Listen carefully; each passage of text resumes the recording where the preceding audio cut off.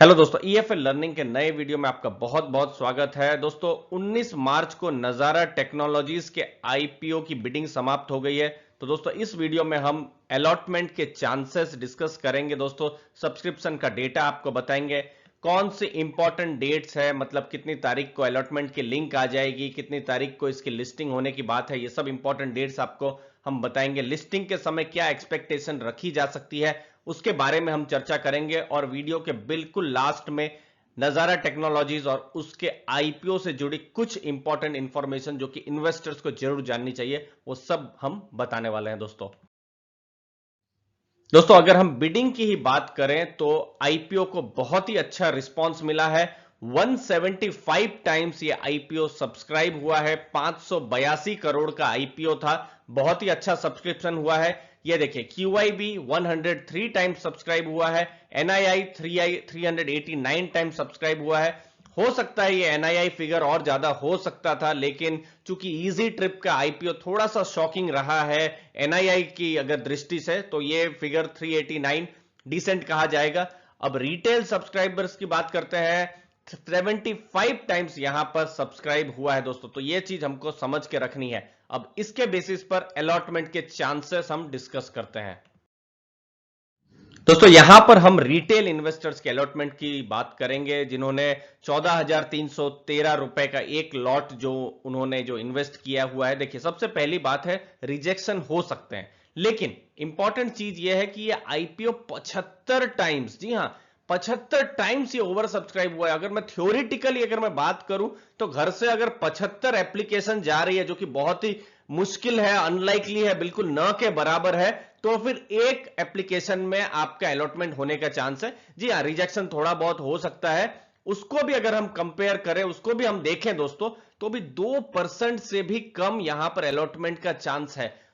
तो अगर यहां आपका अलॉटमेंट होता है तो बहुत ही अच्छा, एक लॉटरी जैसी चीज होगी। लेकिन समझने वाली बात यह है, और हर वीडियो में हम बताते हैं रिस्क और एसेट एलोकेशन का। यह देखिए इजी ट्रिप का आईपीओ भी आया, 19 तारीख को उसकी लिस्टिंग भी होती है, वो भी देखिए 70 टाइम्स सब्सक्राइब हुआ था। 70 टाइम्स सब्सक्राइब हुआ था दोस्तों, और इस आईपीओ से थोड़ा सा ही छोटा था, और हमने देखा जहां 70-80% जहां पर सोचा जा रहा था कि जहां पर लिस्टिंग होगा, लेकिन वैसी लिस्टिंग नहीं हुई थी, और लिस्टिंग थोड़ी सी ऊपर रही थी नो डाउट, लेकिन कमजोर रही थी, और अंत में 11-11.5% के आसपास ही स्टॉक जो था बंद हुआ था। तो दोस्तों हम हर वीडियो में बताते हैं रिस्क और एसेट एलोकेशन को ध्यान में रखिए, तो उस चीज को आपको हमेशा ध्यान में रखना है। अब इंपॉर्टेंट डेट जो नजारा टेक्नोलॉजीज की है उसके बारे में बताते हैं।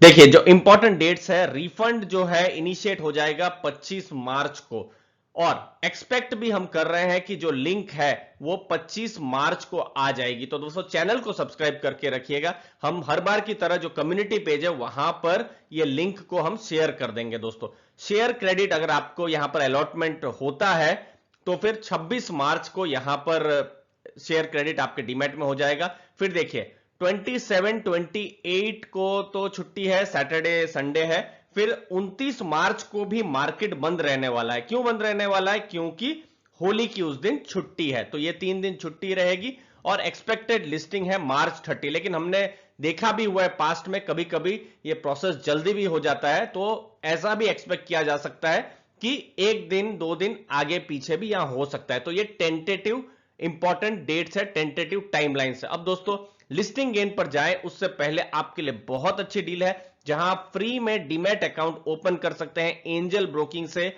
या फिर अपस्टॉक से। ये बिल्कुल फ्री में ओपन कर सकते हैं, ऑनलाइन ओपन आप कर सकते हैं, 30 से 45 मिनट ही लगता है, सिंपल सा प्रोसेस है। और उसके साथ साथ हमारी टीम ने एक कोर्स भी बनाया है, इनफैक्ट ऑनलाइन कोर्स, जो कि 3,500 का है, जो कि बिल्कुल फ्री में दिया जाएगा। तो दोस्तों लिंक जो है अकाउंट ओपनिंग के नीचे दी हुई है।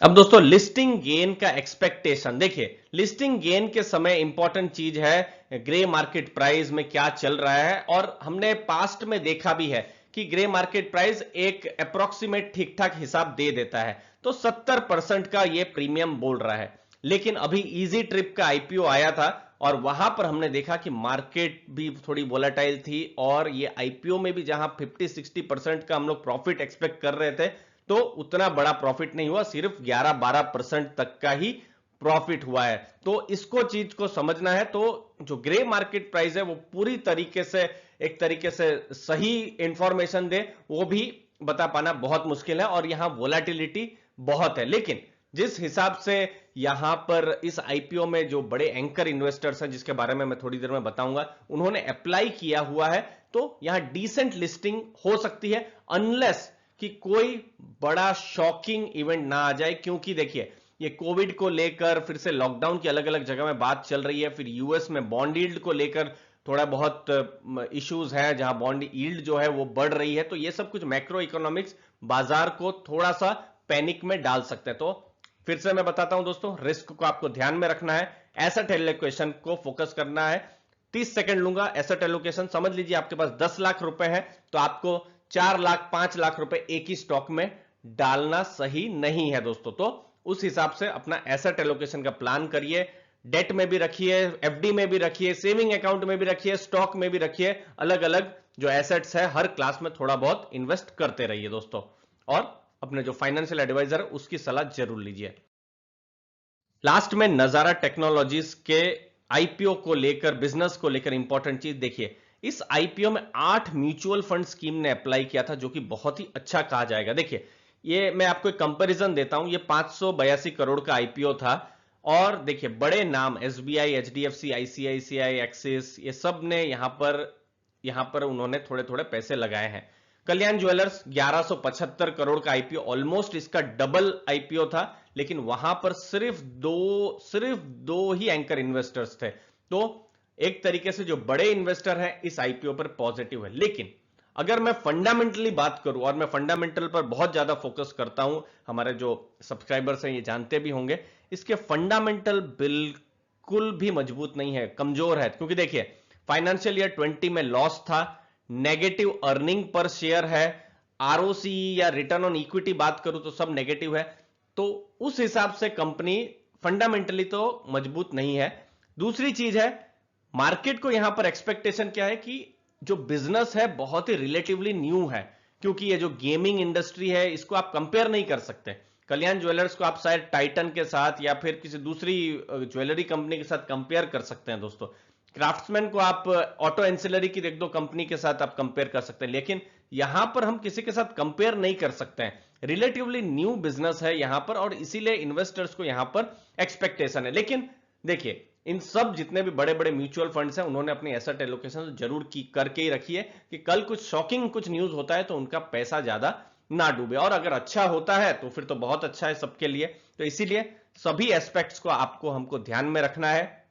उम्मीद है आपको वैल्यू मिली होगी, नया सीखने को मिला होगा। चैनल अच्छा लगा, वीडियो कंटेंट अच्छा लगा दोस्तों, तो जरूर लाइक शेयर सब्सक्राइब कीजिए। अपने फ्रेंड्स के साथ, फैमिली मेंबर्स के साथ भी ये इंपॉर्टेंट जो इंफॉर्मेशन है नजारा टेक्नोलॉजीज आईपीओ को लेकर जरूर शेयर कीजिए दोस्तों। आपके समय के लिए बहुत बहुत धन्यवाद दोस्तों। Thank you very much.